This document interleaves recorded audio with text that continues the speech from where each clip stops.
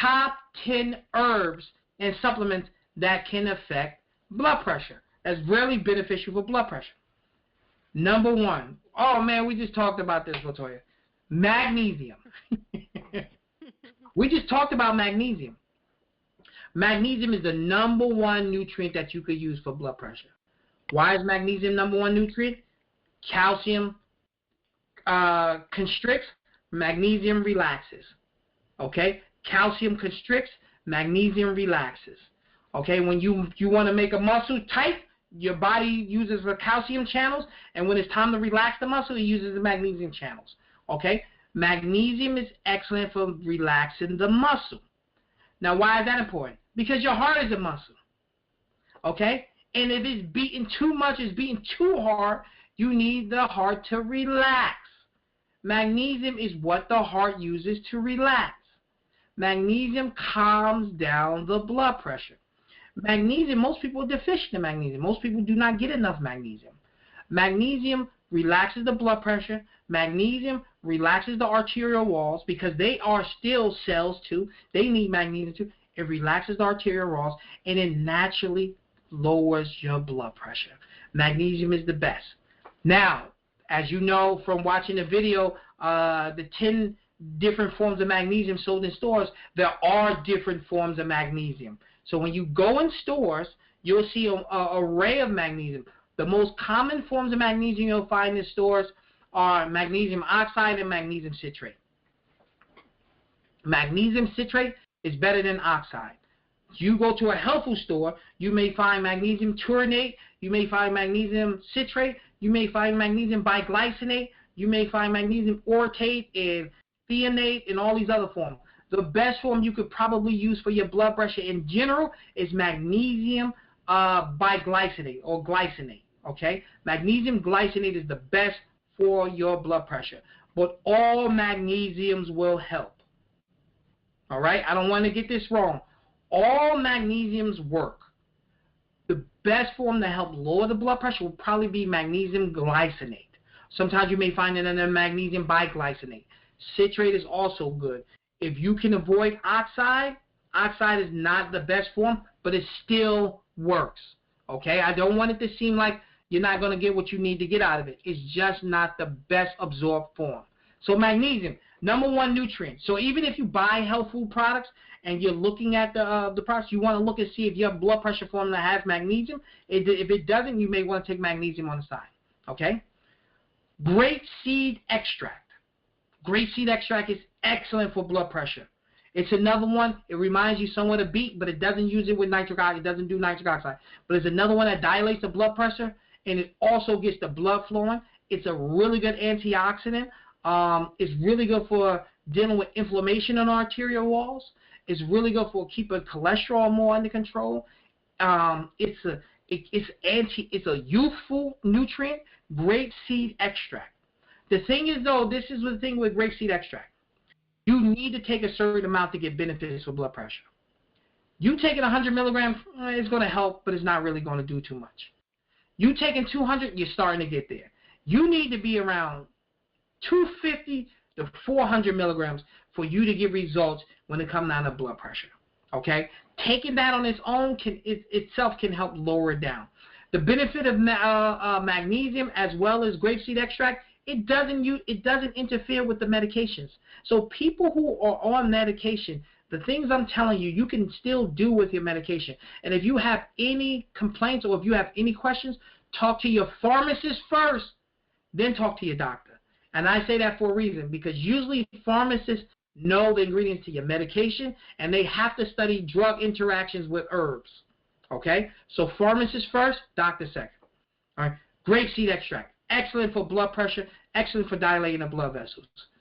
Olive leaf extract. Olive leaf extract. Another good one for lowering blood pressure. Another good one for helping to lower cholesterol. Olive leaf is one of the flyest herbs out there when it comes down to dealing with viruses. If you're in the cold and flu season, olive leaf extract is one of the best. I know everybody's hyped on elderberry and things like that. Olive leaf, I think personally, is a little strong. It's stronger than elderberry. Olive leaf extract is excellent. Excellent antioxidant. It's the same way. Olive leaf extract comes from olive leaf. Well, olive oil is, you get an extra virgin, really high quality olive oil, that lowers blood pressure. So you see it's in the same family. Olive oil, this is the extract from the actual leaf. So you can eat the oil or the olives themselves, or you could take olive leaf extract and get great benefits. Fourth thing, we all know about this one. Everyone knows this. This is garlic. Garlic is excellent for blood pressure. Garlic helps with, I remember we did the video on 10 herbs from your kitchen cabinet, 10 herbs or for your kitchen cabinet cures, and we talked about how powerful garlic was. Garlic is excellent for blood pressure. Garlic is excellent for cholesterol. Garlic is antimicrobial. If you get sick, you take garlic. Garlic is like a natural penicillin. You know, garlic kills different type of funguses. Oh man, garlic help fight off certain type of viruses. So garlic is one of the best things you can take to help keep blood pressure under control. It's simple, it's easy, it's cheap, it's effective. You can also get in the stores now odorless garlic. Because if you take a lot of garlic in capsule form, sometimes that smell come out through your skin.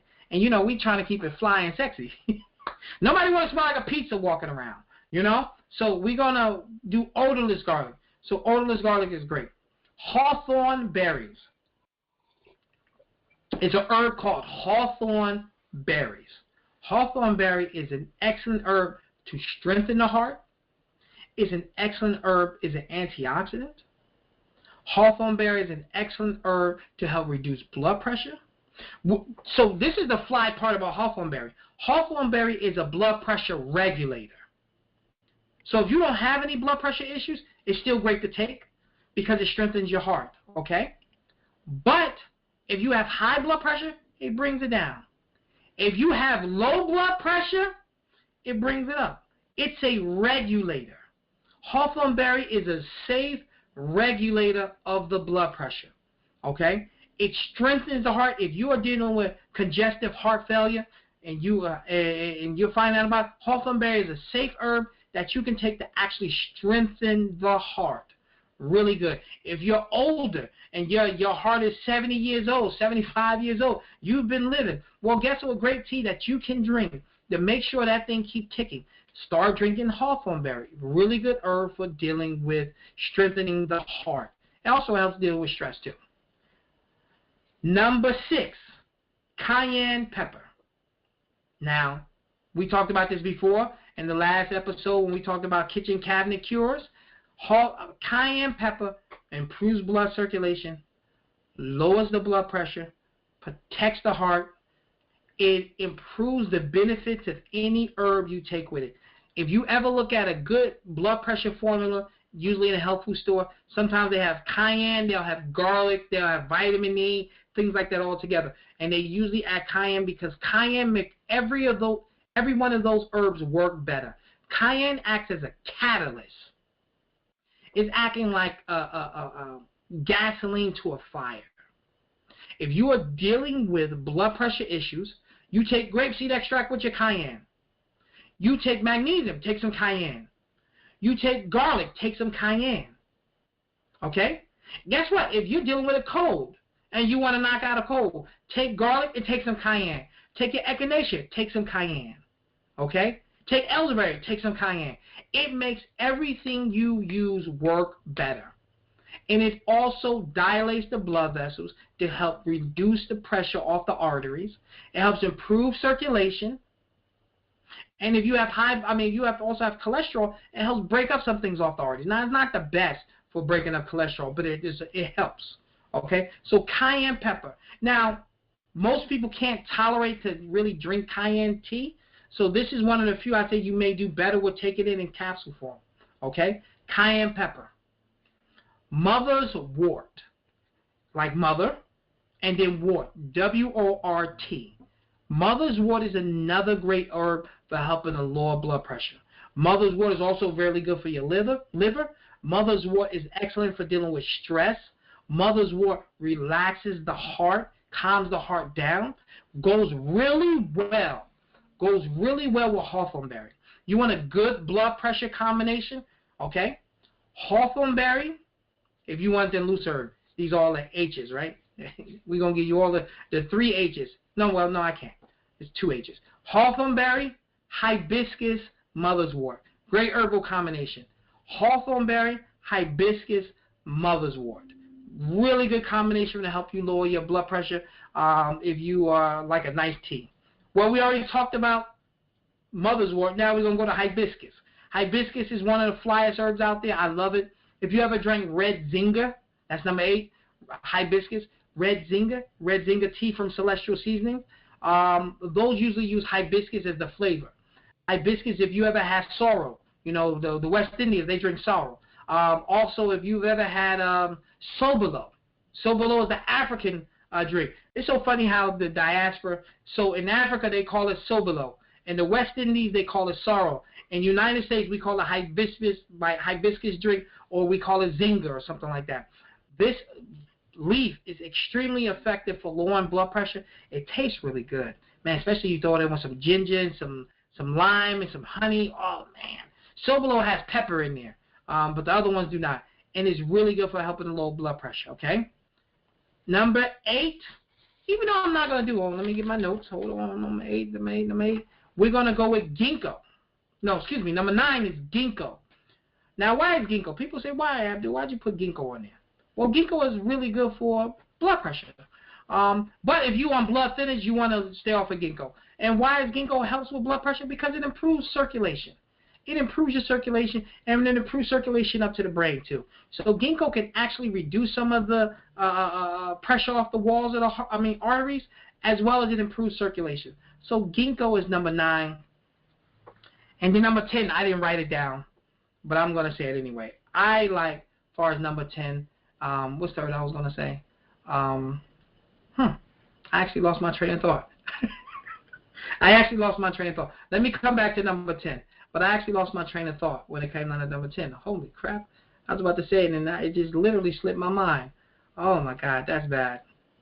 That's bad. That means I've been doing too much. Well, also, ginger helps with blood pressure and things like that. Oh, juniper berries.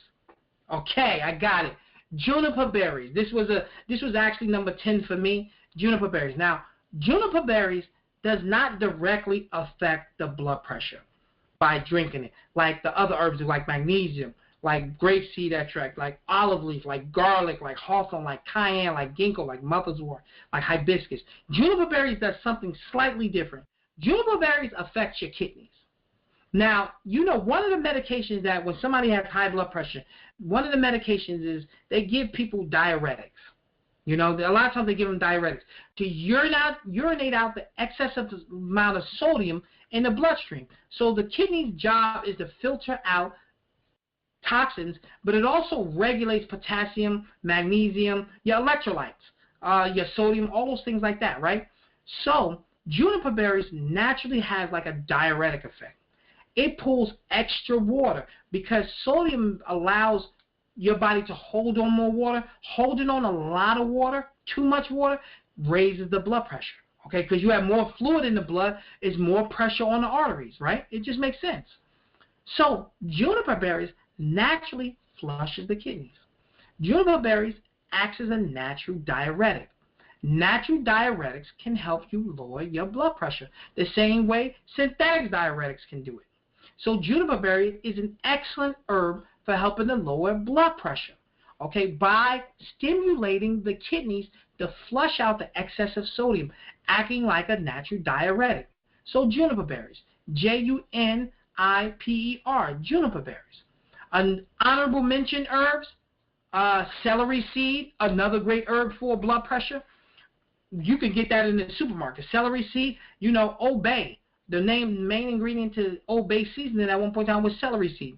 Well, celery seed also acts as a natural diuretic, has a tremendous amount of sodium, but also a really good source of potassium, lowers your blood pressure. Another honorable mention is parsley. This is an herb that also acts as a natural diuretic, pulling out that extra excessive water in the bloodstream, excessive water out the body, pulling out that excessive sodium, and parsley is very high in potassium. So these are herbs that's really, really good for helping to lower blood pressure, and these are nutrients that help to lower blood pressure. So we went over superfoods that help lower blood pressure. Now we went over the herbs and nutrients that help blood pressure.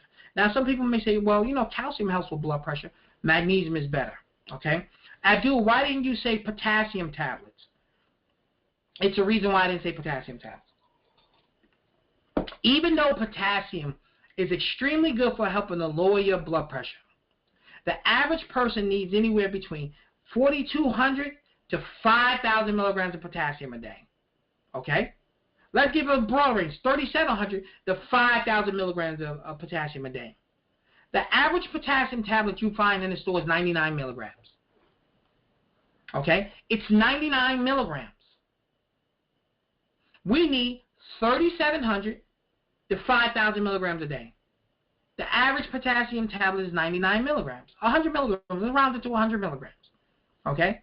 For you to even get some benefit, you would need to take at least 10 capsules a day.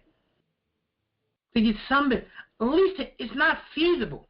Nobody's taking 10 capsules of potassium. But what you can do is grab yourself some cacao. What you can do is grab yourself some baobab. What you can do is grab yourself some soursop. What you can do is eat some fruit. The average fruit has anywhere between 200 to 300 milligrams of potassium. Baobab, why I love it so much, is so high in potassium. A baobab, 2 spoonfuls of baobab give you like 400 or 500 milligrams of potassium. Just like that.